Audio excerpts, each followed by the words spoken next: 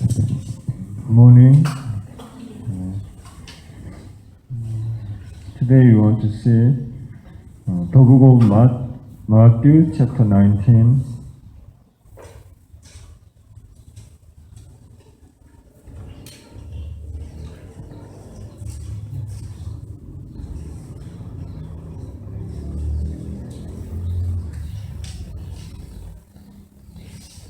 Matthew chapter 19 from verse 16 to 30.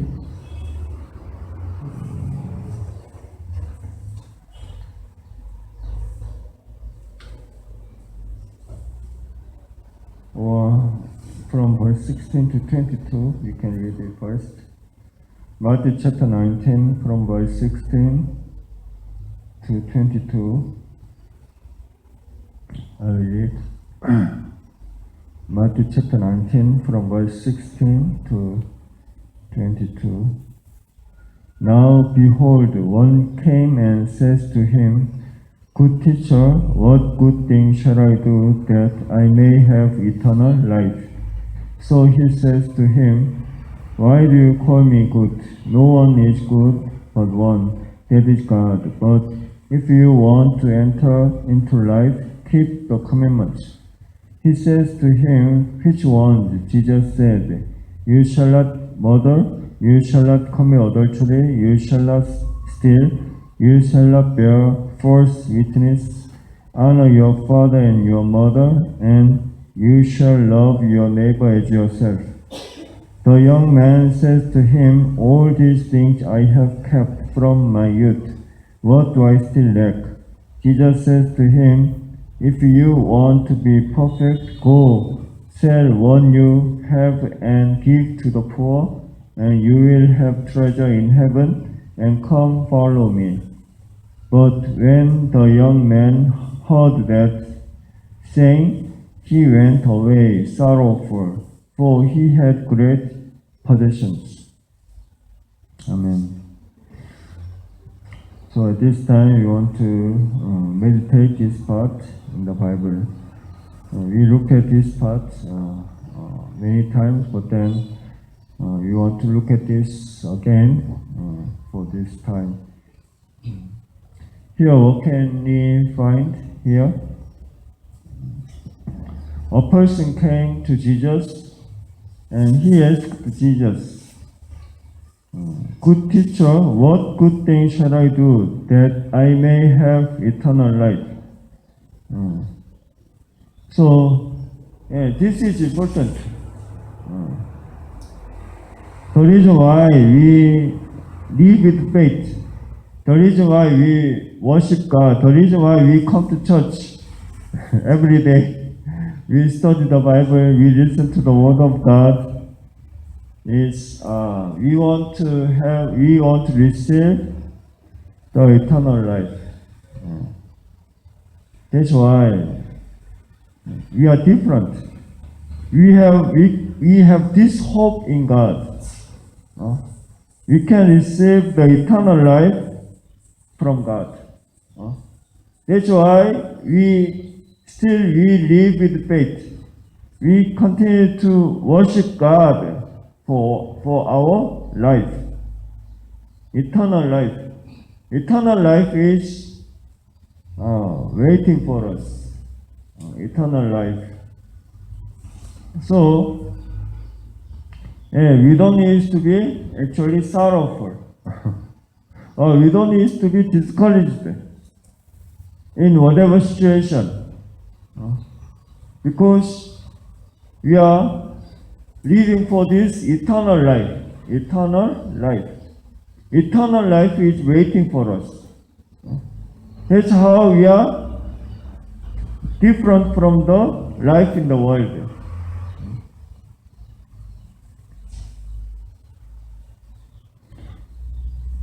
A few days ago, then one of our relatives passed away because he was so old. So it looked to be okay. But anyway, he didn't have the faith, but then he passed away. But then people in the world, they don't really have, they don't believe in these heavenly things. Then I'm not sure how they are. I'm not sure how they are. But then, we as a believer of God, then we can live with this hope. We can live with this hope in God for eternal life. So, we can still have the great hope in God. And also the things in the world, don't live with the hope for the things in the world, because the things in the world all will be disappearing. All will be disappearing. We cannot even take anything from this world. As we are born naked, and as we go back to, as we pass away from this world, pass away, or as we go back to God, taking nothing from this world, then actually, we don't really need to have some regrets or discouragement about the life in the world. Because we are born naked, then we will go back to God, taking nothing from this world. Now, why are we discouraged about the life in the world? We don't need to be discouraged. As we have this great hope in God. So we need to also know that we need to live knowing this one. The life in this world is temporary. But we are supposed to live, we can live the eternal life in God. So we have this great hope through our life. So you want to live with this hope in God. Eternal life. We have this eternal life in God.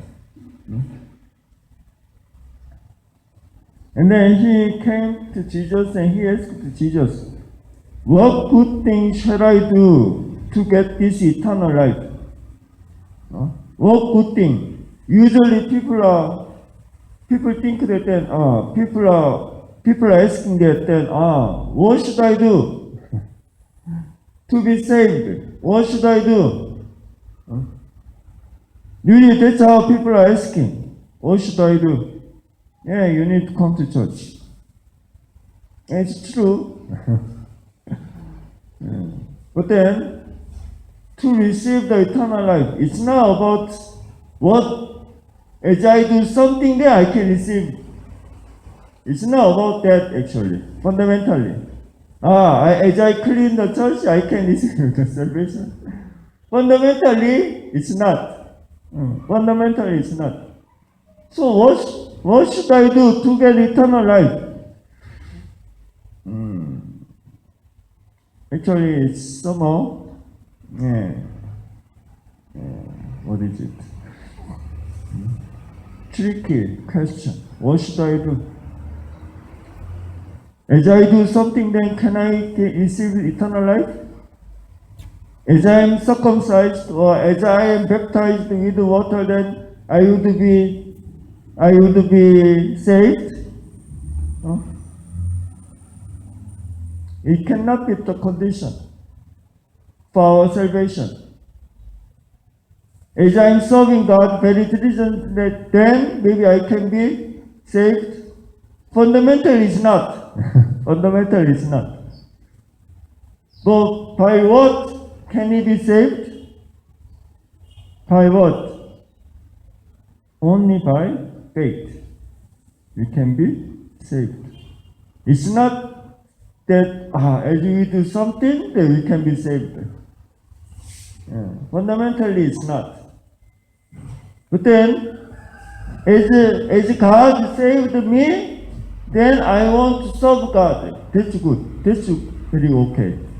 But then, as I'm serving God, God would save me. That's wrong doctrine. Do you understand what I mean? Yeah. But only by the grace of God, only by the love of God, yeah. As we believe that then, Jesus died for all my sins. Jesus shed his precious blood for all my sins.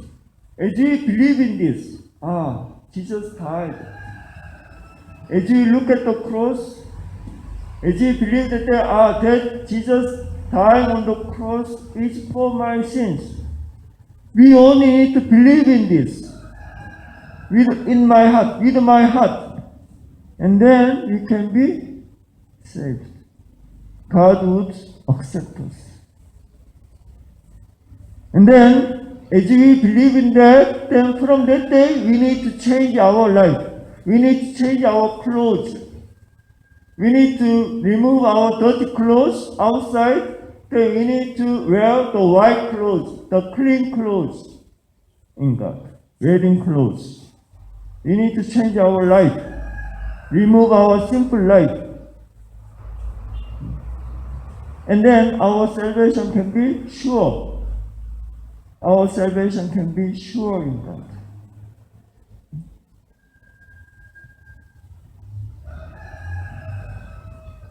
And then Jesus said then,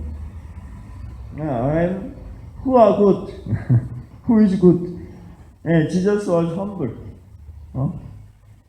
Not glorifying himself. God is the one who is good. God is the one. And then Jesus was answering to him.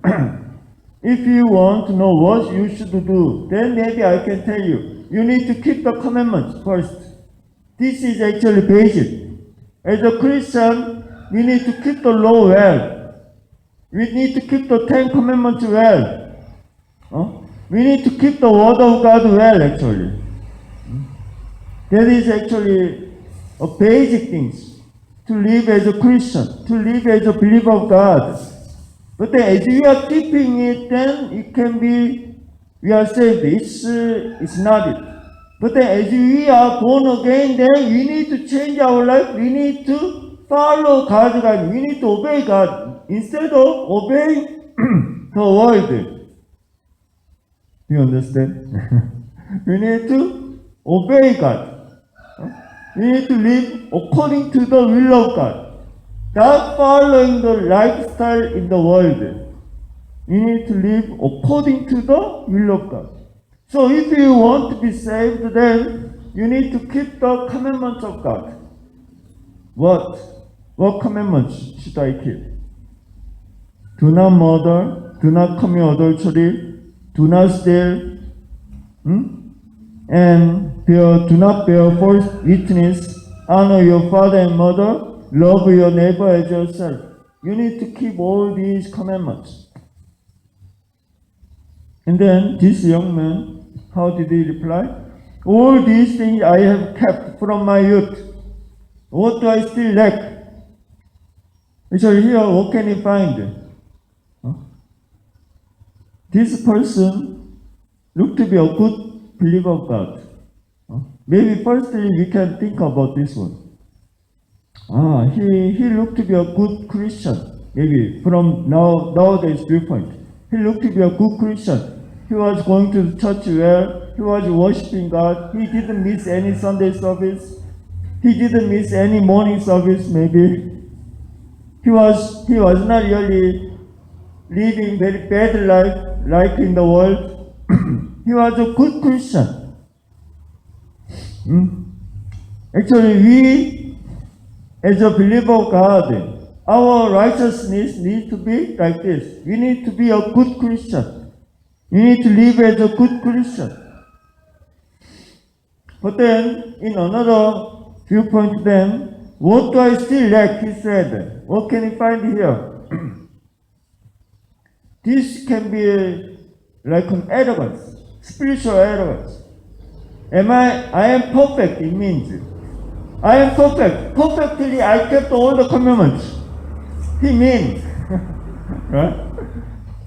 Could you really keep all the commandments perfectly?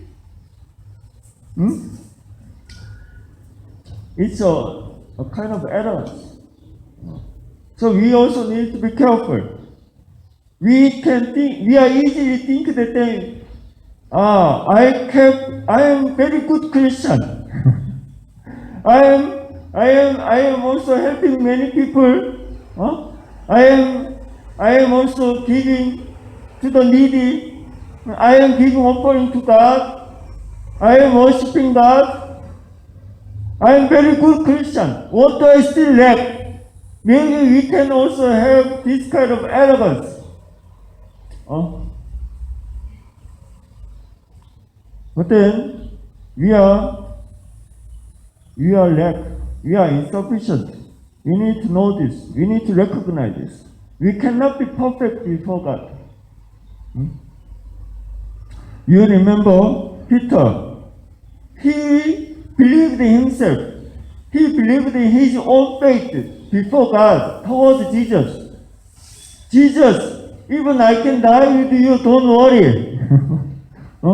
Peter believed in his own faith. I have a strong faith. Jesus, Lord, you are my Lord. Even I can die with you. Peter believed in his own faith. But then later, what happened for Peter? You know, right? Peter denied Jesus 3 times, as Jesus prophesied. So, as Peter believed in himself, that then he fell. He fell to the sin. The same. We need to be careful. So we should not believe in ourselves. My faith is very good. I would not fall to the sin. Don't believe in yourself. Don't depend on yourself. We are also very easy to fall to the sin again and again. You are the sinners. We are the sinners. Still, we are easy to fall to the sins again and again. So that's why we need to pray, God, please guide me not into temptation. Not into temption. We need to ask God. We need to depend on God. We should not depend on ourselves. What do I still lack? I am very perfect guy, Jesus. I am very good Christian. But was he really perfect? Could Peter really be with Jesus until the end? When Jesus was dying on the cross, then was Peter beside him, beside Jesus? Was Peter advocating for Jesus when Jesus was crucified? He denied Jesus 3 times. When Peter believed in himself, he fell. The same. When we believe in ourselves, when we depend on ourselves, we are easy to fall. We need to know this.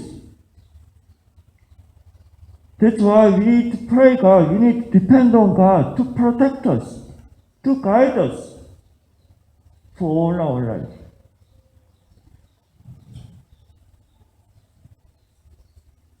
So, what do I still lack?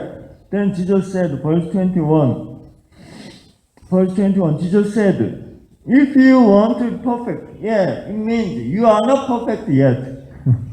Even though maybe outwardly you are a good Christian, you are keeping all the commandments of God, but then you are not perfect yet. If you want to be perfect, go sell what you have and give to the poor, and you will have treasure in heaven, and come follow me. If you want to be perfect, then you need to sell all your possessions and give it to the poor.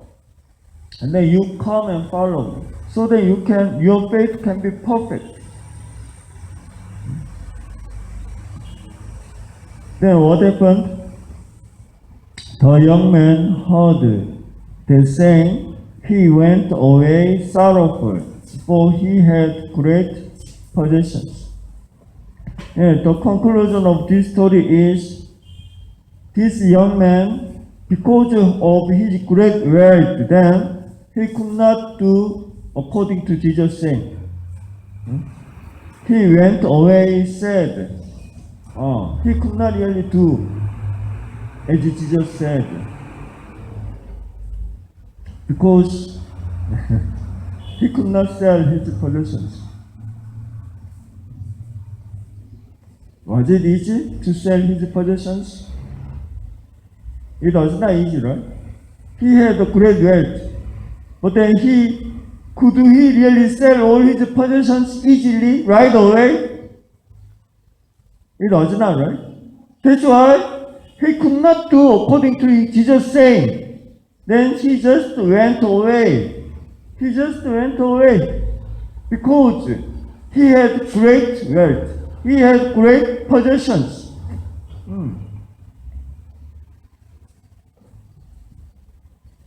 He believed in God, right? Yeah. He worshiped God for his life. He believed in God. He depended on God.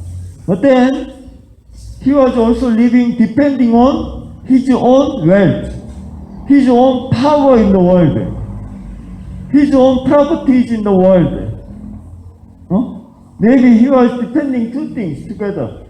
He was depending on God, he was believing in God, and then he was also believing in his own money.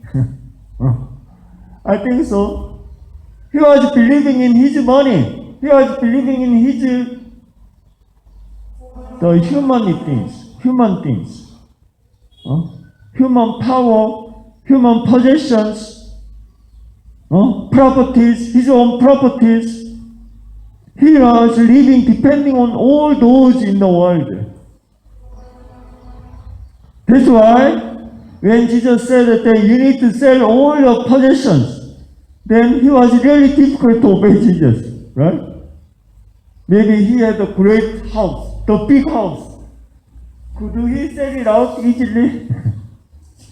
It's not easy, right? It's not easy. That's why he got very sad because he could not really do according to Jesus' instruction.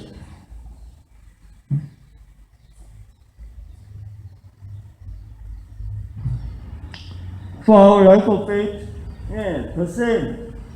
If we want to be perfect with our faith, then we also need to learn how we can live depending on God only, not depending on something in the world. So then we can be also perfect one by one. Not live depending on something in the world, something physical relationship, physical parent, physical family, or my money, my power, my human power, human knowledge, my intelligence. Don't live depending on ourselves.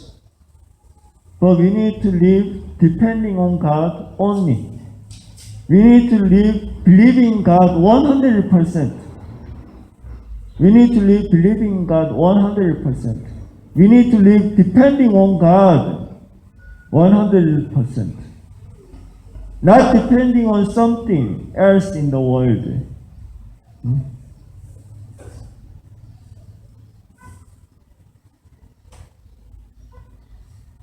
So the life of faith is not about money. We need to settle down for the life in the world. For my life, for my family. It's true. We need money. We need to settle down. But then I can say you again. The Bible teaches us again that our salvation is not about money.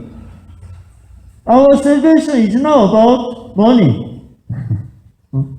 That's how I want to tell you. That's how the Bible teaches us. Our salvation is not about money. It's not about money. But even this person, the rich young man, because of money, he could not really do according to Jesus' guidance.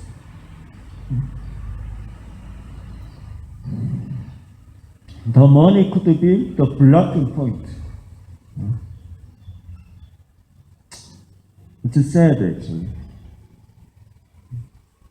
But then the people who were saved, those are the people who did according to God's guidance, who even sold it out for the kingdom of God, their possessions.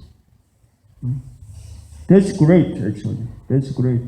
Barnabas, in the Bible, Barnabas is coming out in the book of Acts.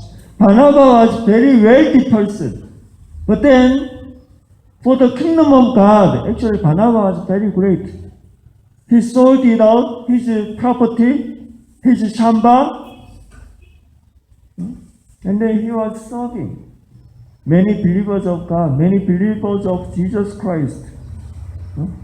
Those, the great figure in the world. Instead of they were living depending on their own wealth in the world, but they gave up on their own wealth. They sold it their property, and then they were living together with the saints. They were living together with the believers of Jesus Christ. That was great, actually. So we can learn something from their life. Even the disciples of Jesus were like that. Even the disciples of Jesus. Actually, Jesus said at them, after this young man left them, Jesus said, verse 23, Jesus says to his disciples, assuredly I say to you that it is hard for a rich man to enter the kingdom of heaven. And again I say to you, it is easier for a camel to go through the eye of a needle than for a rich man to enter the kingdom of God. It's very difficult for a rich man to enter the kingdom of God because of the richness, it can be blocking somebody to enter from entering the kingdom of God. That's why Jesus is saying that it's very difficult for a rich man to be saved.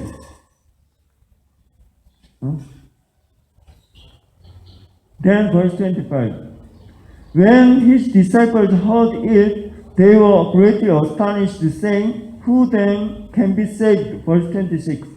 But Jesus looked at them and said to them, with man this is impossible, but with God all things are possible.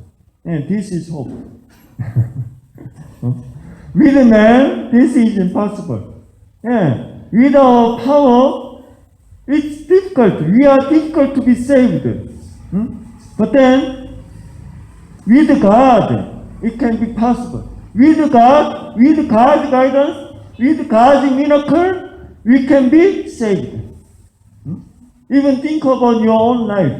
How could you be saved? You could not be saved by your own power, right? You could not be saved by your own wisdom, by your own intelligence. But how could you be saved? By God's power, by God's guidance, we could be saved.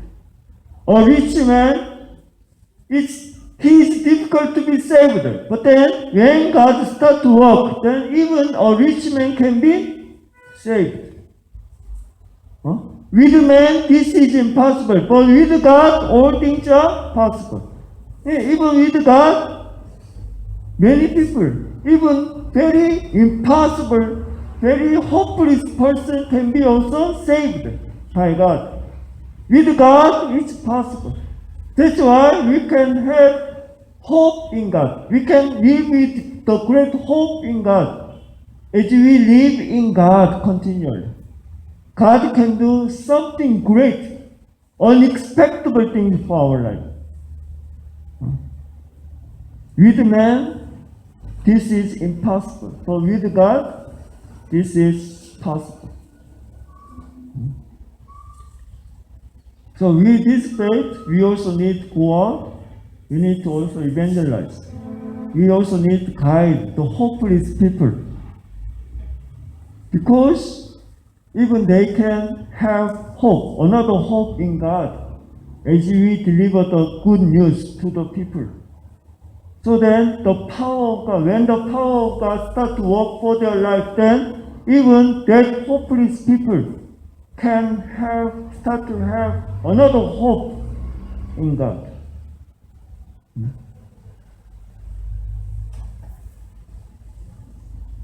And then Jesus said that in verse 29, and everyone who has left the houses or brothers or sisters or father or mother or wife or children or land for my sake shall receive 100 times and inherit eternal life. And everyone who live believing in God, don't depend on the things in the world. But if you live believing in God, giving something to God first, depending on God, not depending on the physical relationship, or not depending on those maybe money, things in the world. But if you really desert everything in the world, if you really come and follow me with all your heart, with all your faith, then I will bless you 100 times. 100 times. So we want to believe in this. That's how God wants to bless us. But then firstly, God wants to look at our faith, whether we have faith or not. Whether we have faith or not. Can you sell your possessions and follow me? Can you sell your possessions and follow me?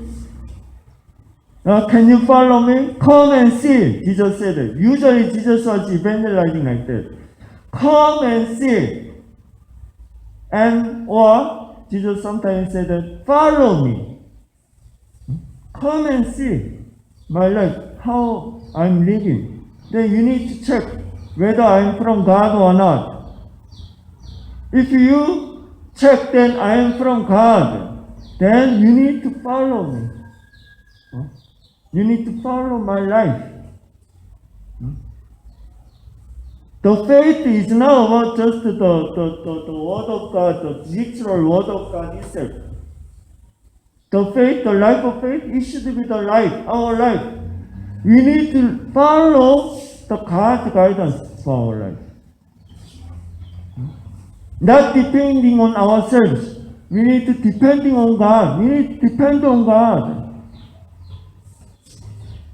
So if you follow me from today, then, but don't worry, you will not die as a beggar. I will bless you even 100 times. I will bless you 100 times in this world.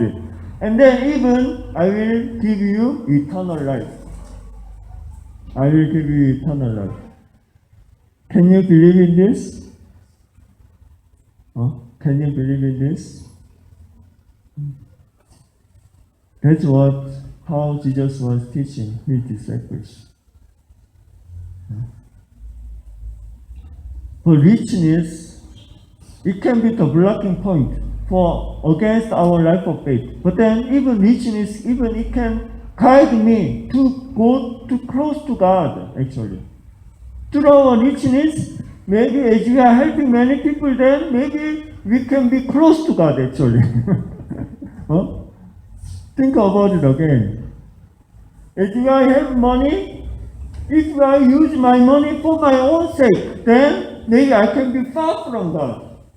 But as I have money, if I use it to help the needy, then wouldn't God be happy with my giving? Yeah.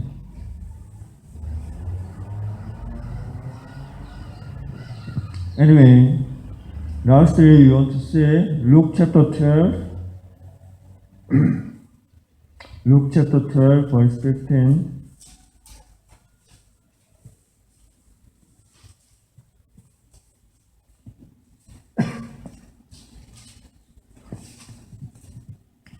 Luke, the book of Luke, chapter 15, chapter 12, verse 15. Luke chapter 12, verse 15. It says that, and he says to them, take heed and beware of covetousness. For one's life does not consist in the abundance of the things he possesses.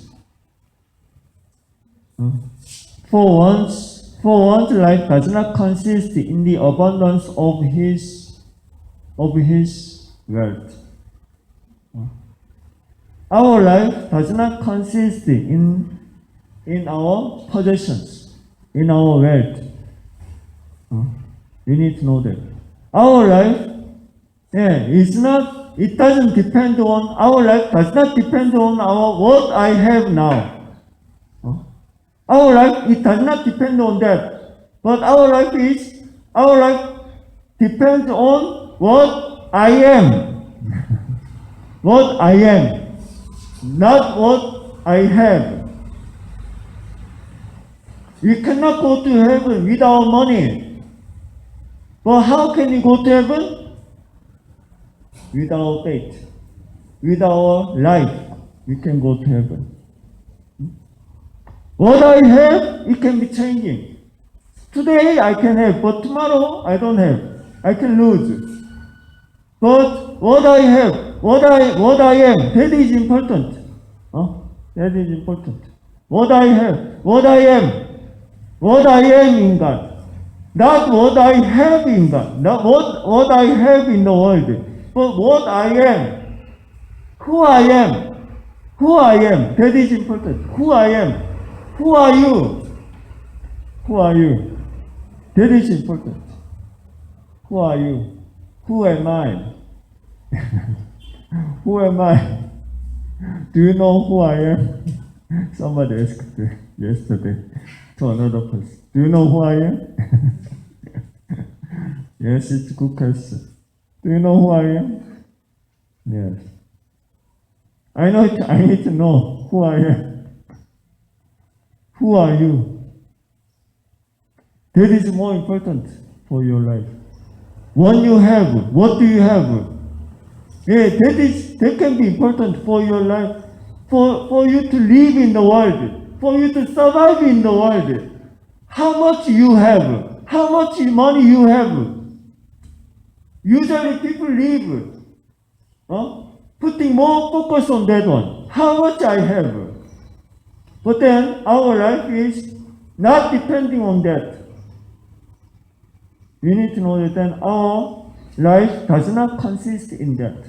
But our life consists in our identity in God.